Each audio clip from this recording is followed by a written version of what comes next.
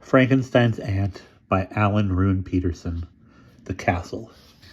They drove through a narrow ravine where tree roots reared out of the mud like gnarled hands, the screeching of the cart's crooked wheels, the glip-glop of hooves in the mud, the splashing of the pouring rain, and the almost incessant growl of thunder made all normal conversation quite impossible.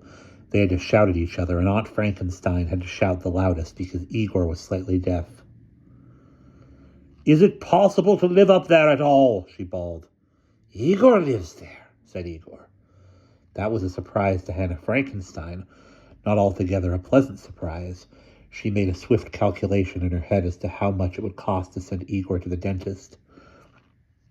"Oh, so you live there, do you, Igor? In what part of the castle, may I ask?" "In the kitchen," screeched Igor. "It's warmest there." The next moment, the rain-whipped air was sliced in two by a terrible flash of lightning, accompanied almost simultaneously by a tremendous clap of thunder. The horse reared up on its hind legs, neighing wildly, and Igor was only just able to stop it from bolting. Aunt Frankenstein drew angrily on her cigar, which refused to burn properly in the rain. Fierce raindrops came right through her umbrella and fell like mist all over her. She was soon soaked through to the skin and longed to get indoors, but when she saw the ruined castle up there in the next flash of lightning, she wondered what indoors would really mean. Igor sensed her anxiety and croaked out a sound she supposed was meant to be a laugh. Hannah Frankenstein began to shiver all over.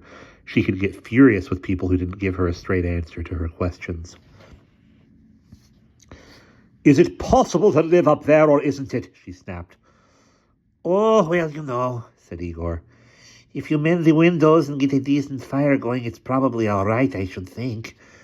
He told Aunt Frankenstein that there were bats in the chandelier in what remained of the dining room, so Hannah Frankenstein decided it was no use being surprised by anything in future, and in an icy calm voice said, "And I suppose there are werewolves in the drawing room?" "No," replied Igor, who didn't understand plurals. "I haven't seen him for ages. Maybe he's gone abroad. Him too, like young Mr. Henry, you know, and I ain't seen the Count for a while neither." "The Count? What Count?" "Count Dracula, of course," explained Igor, and Hannah Frankenstein's broad shoulders shuddered. She didn't like vampires. In fact, disliked them as much as mosquitoes. The very thought of vampires possibly flapping around her ears while she was eating her evening sandwich depressed her. "Are you sure those bats in the dining room aren't Count Dracula and his family?" she said. "Perhaps he's been breeding."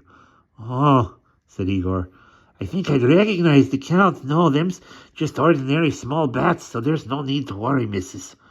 "I'm not worrying," said Aunt Frankenstein icily. "I'm going to put things straight in that castle again, even if werewolves and vampires are lining up in the hall." They arrived.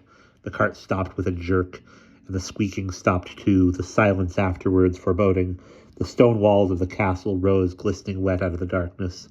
The thorny jungle of briars climbed high up the walls like greedy claws, the rain rustling down into the undergrowth. "Looks as if Sleeping Beauty had slept here," muttered Hannah Frankenstein, trying to light her cigar. At that moment, another streak of forked lightning flashed across the sky, lighting up the collapsed roof of the castle. For a moment, it looked like the cracked ribs of a giant dead lizard.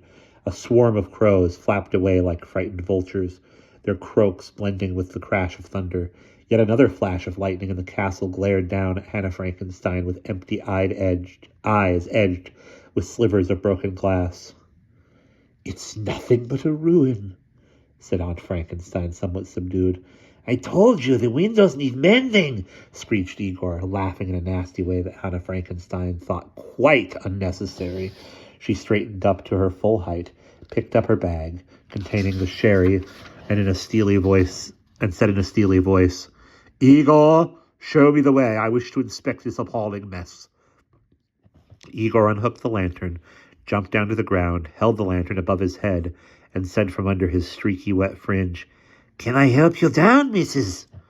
"I can manage quite well, thank you," said Hannah Frankenstein, angrily hitching up her skirts. When she put her boots down into a puddle, Igor sniggered. "Missus, you're nearly as large as the monster," he said. Thank you very much, said Aunt Frankenstein. I take that as a compliment. She sounded like a talking lemon. I only meant your height, said Igor cautiously. Yes, yes, said Hannah Frankenstein. Don't worry. We probably take the same shoe sizes too, the monster and I. When I was a little girl and had to go for violin lessons, when it was raining, I used to put my violin inside my boot. Hurry up now. I'm as wet as a drowned cat. Igor raised the lantern again and limped on ahead of her down a tunnel through the jungle of briars. We'll have to go the back way if you'll excuse me, missus, he said. The front door is quite overgrown. The yellow light shone into the tangle of briars, raindrops glistening like sparkling wine. Hannah Frankenstein walked bent over double behind Igor, a giant lady following of the bow-legged dwarf. The light fell on a wet wooden door with rusty ironwork, and Igor turned around with another unappetizing laugh. This is where I live, he said with delight. Come in, come in. He pushed open the door. It opened with a great creaking into the coal-black cellar darkness, the flickering light of the lantern apparently hesitating on the threshold. Come in, Igor said again. I'm sorry it ain't very tidy. Hannah Frankenstein stepped into the castle kitchen, where the old man lived among rubbish and cobwebs in such squalor that she froze with horror. The pile of bedding and blankets in a heap in front of the open fire was clearly his sleeping place. She at once took her notebook out of her bag and wrote, Things that must be got for Igor. Ordinary child's bed. And then in parentheses she wrote, Make an appointment with the dentist for an estimate. She saw in the corner beyond the fire a spiral stone staircase winding up into the darkness. Igor told her it led to the great entrance hall. Then he shuffled ahead of her with the lantern, their shadows floating and swaying grotesquely over the stone walls. The door into the great hall opened with a howling draught. The light from the lantern took a feeble leap into the damp darkness and was almost at once swallowed up by the size of the hall. The scene became even more frightening in the inadequate yellow light. Beyond the mildewed and partly fungus-covered wooden door were large, shiny black puddles. In one corner was a rusted suit of armor, its perforated breastplate giving it the look of a brown skeleton. In another corner a rat sat, staring in surprise, the yellow light reflecting in its peppercorn eyes. And on both sides of the slimy greenstone stairs leading up to the next floor, cobwebs were hanging from the ceiling like dirty billowing gray draperies.